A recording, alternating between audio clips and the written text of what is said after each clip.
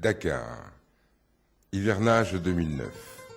Le Sénégal vit dans l'inquiétude, dans l'angoisse d'une saison des pluies aux averses abondantes qui replongerait nos populations des banlieues dakaroises dans les affres vécues ces 3 dernières années.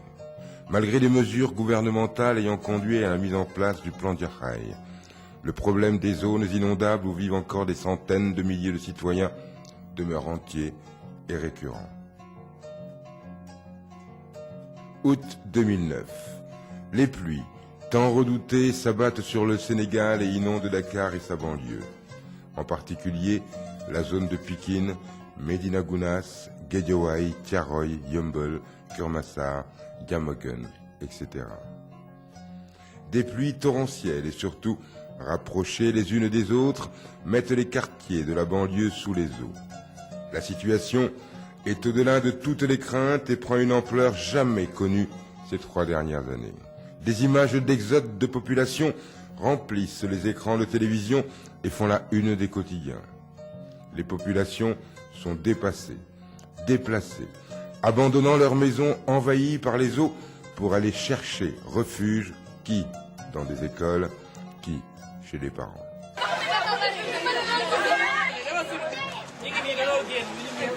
La région de Dakar s'étend sur une superficie d'environ 53 500 hectares, soit 0,28% du territoire national. Elle se caractérise par une évolution démographique rapide, liée d'une part à un taux d'accroissement naturel élevé et d'autre part à des flux migratoires très importants, dont plus de 50% vivent dans les départements de Pikine et de Guédiawaye. La zone de Pikine et ses environs sont une zone déprimée, dunaire et comporte de nombreuses cuvettes ne dépassant pas le niveau de la mer. Niayes, fond des vallées, marigots. Ces dépressions interdunaires sont souvent humides et marécageuses pendant la saison des pluies. Elles font l'objet d'une implantation massive de la part des populations, notamment à Guédiawaye et Pikine. Cette situation engendre des désagréments répétés que les pouvoirs publics et les collectivités locales tentent d'éradiquer sans grand succès.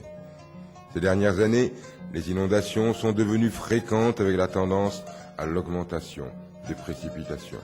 Le réseau hydrographique de cette région a été fortement dégradé par l'ensablement, l'urbanisation et les infrastructures routières qui ne respectent pas le libre écoulement des eaux. Pendant la saison des pluies, de nombreux étangs apparaissent dans les dépressions au niveau des zones d'affleurement de la nappe phréatique, entraînant l'inondation des habitations et infrastructures situées trop bas. La population est d'autant plus meurtrie que ces inondations sont à l'origine de la prolifération et de la persistance de maladies telles que le paludisme ou les maladies diarrhéiques. Le plan sec décrété par le gouvernement n'y peut rien. Les motopompes sont à bout de souffle et incarnent l'impuissance des moyens déployés. La tristesse s'empare de tous. L'impuissance également, une impuissance rageuse. L'État ne peut, hélas, pas tout faire. La solidarité devient une exigence morale. Face à cette calamité naturelle, les citoyens ont le devoir d'agir. Individuellement, en accueillant chez eux, parce qu'épargnés par ce malheur, les parents, amis ou anonymes. Collectivement, parce que des organismes de solidarité agissent déjà dans notre pays et ce, depuis longtemps et dans bien des situations. On ne peut circonscrire tous les maux qu'entraîne une telle situation. Mais un constat s'impose. Les enfants constituent le segment le plus vulnérable de la population accablée par les terribles inondations. Un homme alors fait son devoir. Il décide d'agir.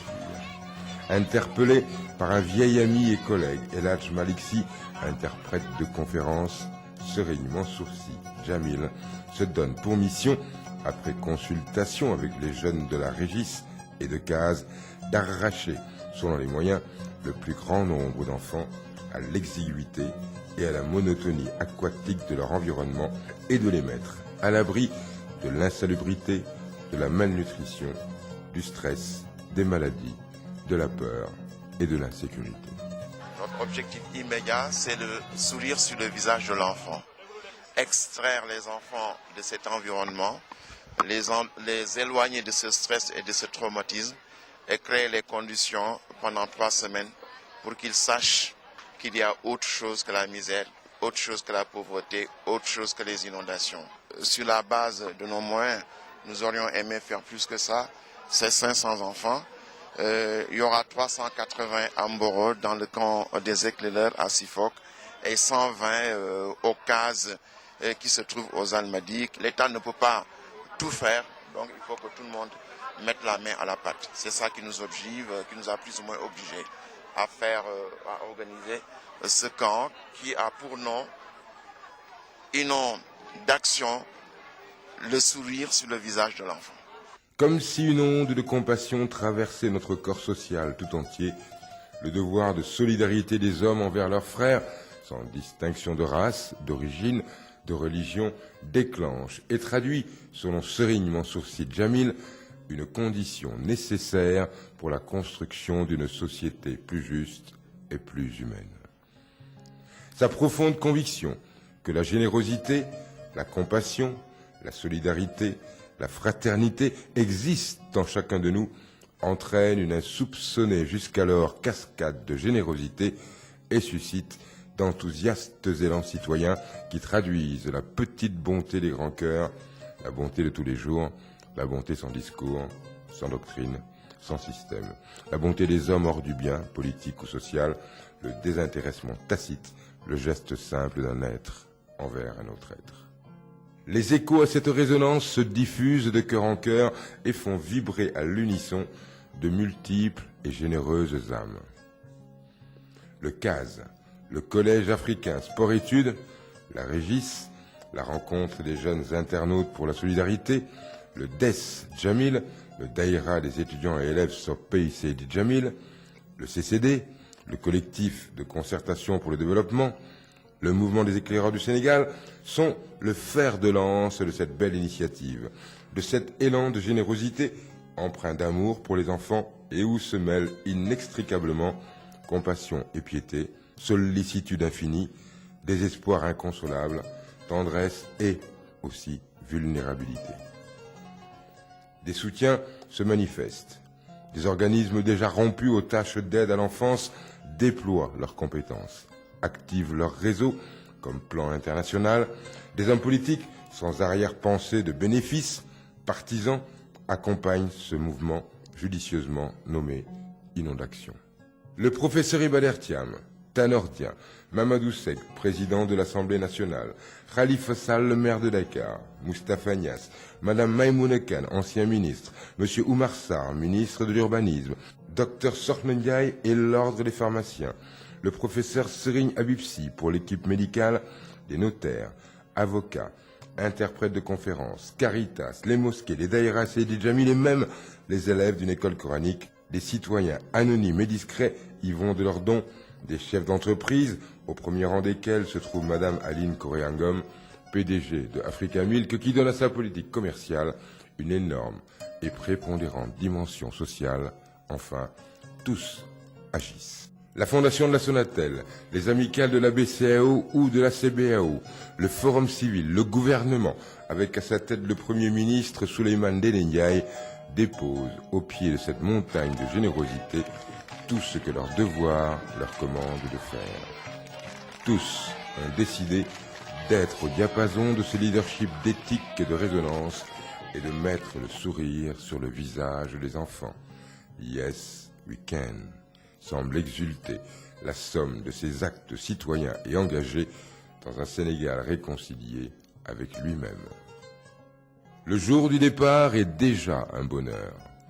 De Yeumbeul, épicentre de cette catastrophe naturelle, partent pour quelques jours de bonheur, de répit et de juvénile insouciance 500 gamins de Yeumbeul, Guinaorai, Guédiawaye, qui ne connaissent que la poussière, le vent, les averses prodigieuses et les tonnerres.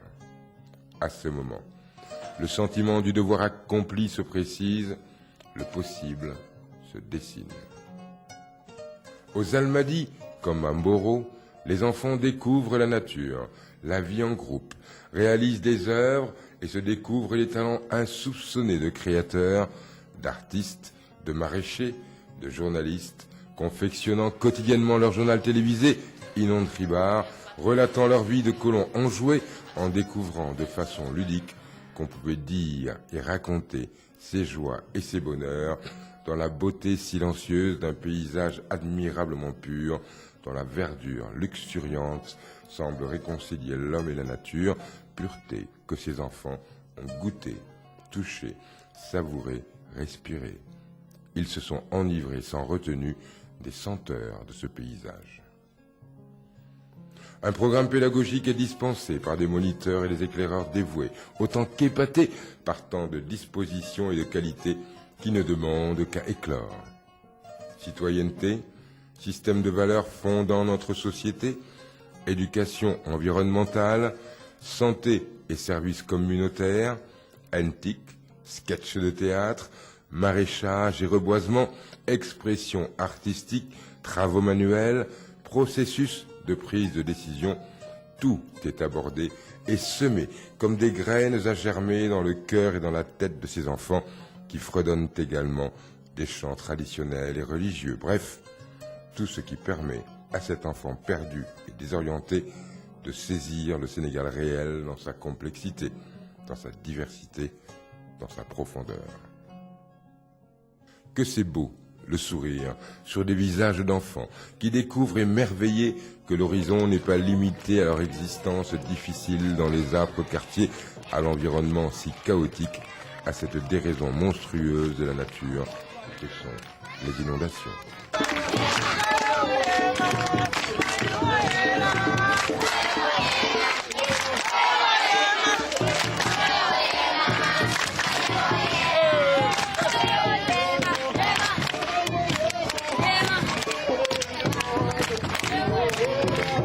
Les tâches quotidiennes et responsabilisantes alternent avec les moments de loisirs et de découverte qui émerveillent les enfants.